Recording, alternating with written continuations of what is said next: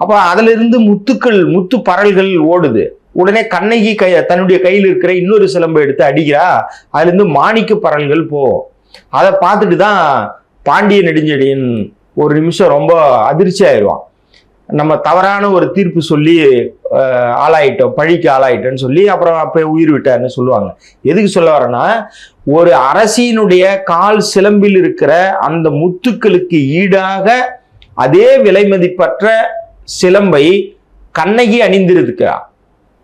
அப்ப நீங்க பாருங்க, ஒரு வணிகன் அன்றைக்கு அரசியினுடைய செல்வாக்கு என்ன, ஒரு வணிகனுடைய செல்வாக்கு என்ன. ஆனா அரசிக்கு ஈடாக ஒரு வணிகன் தன்னுடைய மகளுக்கு சிலம்பை அணிந்திருக்கிறான்.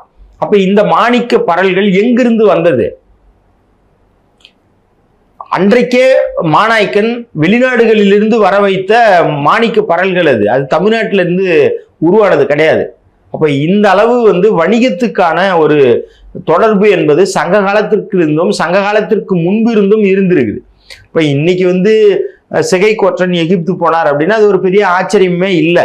இன்னும் சொல்ல போனால் இந்த உலகளாவிய தமிழ் ஆய்வுகள் மேலும் மேலும் நடைபெறணும். அப்படி நடந்து அதுக்கெல்லாம் இங்க இருக்கிற இந்திய அரசும் தமிழ்நாடு அரசும் உதவிகள் செய்து தமிழருடைய வரலாற்றை இன்னும் ஆழமாக ஆய்வு செய்தால் உலகம் முழுக்க தமிழர்கள் எவ்வாறு கோல் வச்சினாங்க, இவங்களுடைய செல்வாக்கு என்ன, அல்லது அங்கிருந்து வெளிநாடுகள்ல இருந்து தமிழ்நாட்டுக்கு இந்த வணிக தொடர்பு எப்படி இருந்தது அப்படின்றதெல்லாம் இன்னும் பல செய்திகள் வரும்.